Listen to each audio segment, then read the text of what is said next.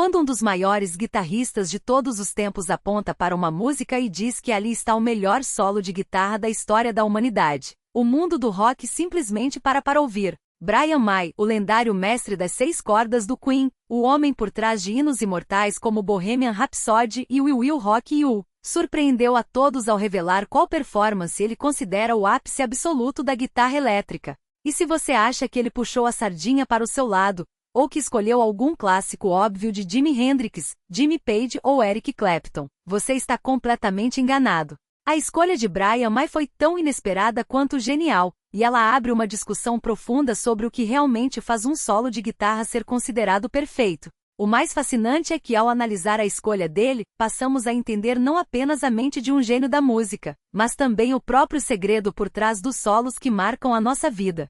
Prepare-se, porque o que Brian May revelou vai mudar a forma como você escuta os grandes clássicos do rock a partir de hoje. Para entender o peso dessa declaração, precisamos primeiro olhar para o próprio Brian May. Estamos falando de um músico que não apenas criou alguns dos riffs e solos mais memoráveis do planeta, mas de um verdadeiro cientista do som. Literalmente. May é astrofísico, construiu sua própria guitarra, a icônica Red Special, junto com seu pai usando madeira de uma lareira antiga, e desenvolveu um timbre que é instantaneamente reconhecido em qualquer lugar do mundo. Ele é um homem que entende de harmonia, de melodia, de técnica e, acima de tudo, de emoção. Quando um músico com essa bagagem monumental decide carimbar um solo como o melhor da história, não é um palpite casual de internet. É um veredito técnico e sentimental de alguém que viveu a era de ouro do rock de perto. E a escolha dele nos leva diretamente para um território onde a técnica pura é deixada de lado para dar lugar à pura eletricidade da alma.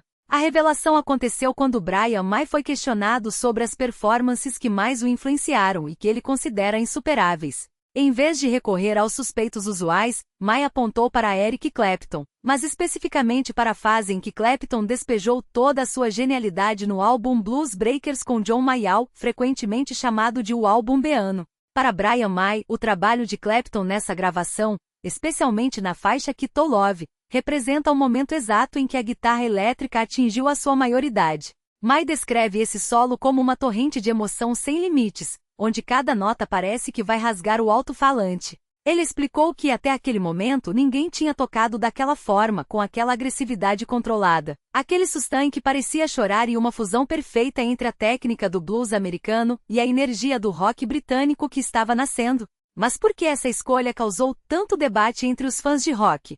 O ponto central é que a internet e as revistas de música estão obcecadas por rankings. Todos os anos vemos listas dos 100 melhores solos da história, e os primeiros lugares costumam ser uma batalha previsível entre Stairway to Heaven, Comfortably Numb, All Alone de Vachotover e Eruption. Quando Brian May foge desse roteiro comercial e aponta para uma joia do blues rock dos anos 60, ele subverte a expectativa do público moderno, que muitas vezes está acostumado com a velocidade extrema dos guitarristas de heavy metal ou com a produção grandiosa dos anos 70 e 80. May nos lembra que o melhor solo não é necessariamente o mais rápido, o mais complexo ou o mais longo, mas sim aquele que causou a maior ruptura cultural e que conseguiu traduzir o sentimento humano mais profundo através de pedaços de metal e madeira.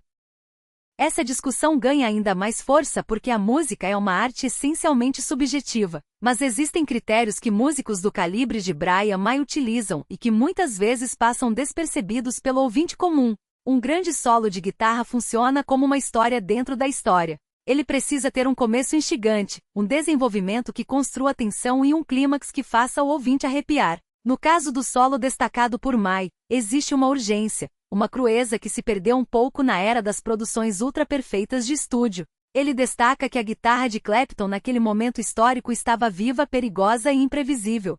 É essa sensação de perigo musical que o guitarrista do Queen sente falta em muitas produções contemporâneas, onde tudo é corrigido por computadores e a imperfeição humana, que na verdade é a alma do rock, é apagada. Ao analisar o impacto dessa opinião, percebemos por que os rankings de solos de guitarra continuam gerando discussões tão apaixonadas entre músicos e admiradores do gênero pelo mundo inteiro. A guitarra elétrica é, sem dúvida, o instrumento símbolo do século XX.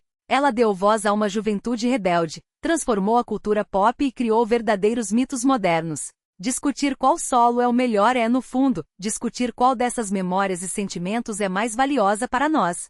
Para um fã, o melhor solo pode ser aquele que ele tentou tirar na guitarra durante a adolescência inteira. Para outro, pode ser a trilha sonora de um momento marcante da vida. E para Brian May, o melhor solo é aquele que abriu as portas da sua percepção e o inspirou a pegar na guitarra e mudar o mundo com Queen. É uma linha direta com a inspiração pura. Essa declaração serve também como uma grande aula de humildade e generosidade vinda de um titã do rock. Brian May poderia facilmente ter citado uma de suas próprias criações, e ninguém ousaria contestar, afinal, o trabalho dele em Brighton Rock ou em Killer Queen é reverenciado por 10 entre 10 guitarristas. Mas ao olhar para trás e reverenciar quem veio antes dele, May mostra o verdadeiro espírito do rock and roll, que é o de passar a tocha adiante, de reconhecer a fundação sobre a qual todo o império do rock clássico foi construído.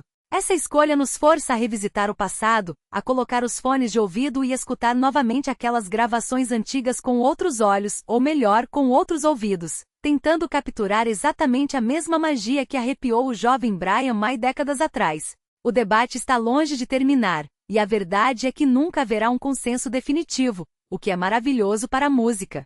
Cada geração encontra sua própria voz e sua própria definição de perfeição nas cordas de uma guitarra. Mas ter a perspectiva de uma lenda viva como guitarrista do Queen enriquece o debate de uma forma única, nos fazendo olhar para além da técnica pura e focar no que realmente importa, a emoção crua e a inovação. E agora eu quero saber a sua opinião sobre essa revelação surpreendente. Você concorda com a escolha de Brian May ou acha que existe outro solo na história do rock que merece o topo absoluto desse pódio? Qual é o solo de guitarra que mais arrepia você toda vez que começa a tocar? Deixe o seu comentário aqui embaixo para debatermos esse assunto. Se você gostou dessa análise e quer continuar acompanhando as maiores histórias, curiosidades e segredos dos bastidores do rock clássico, não se esqueça de deixar o seu like, se inscrever no canal e ativar o sininho para não perder nenhum dos nossos próximos vídeos. Um grande abraço e até a próxima!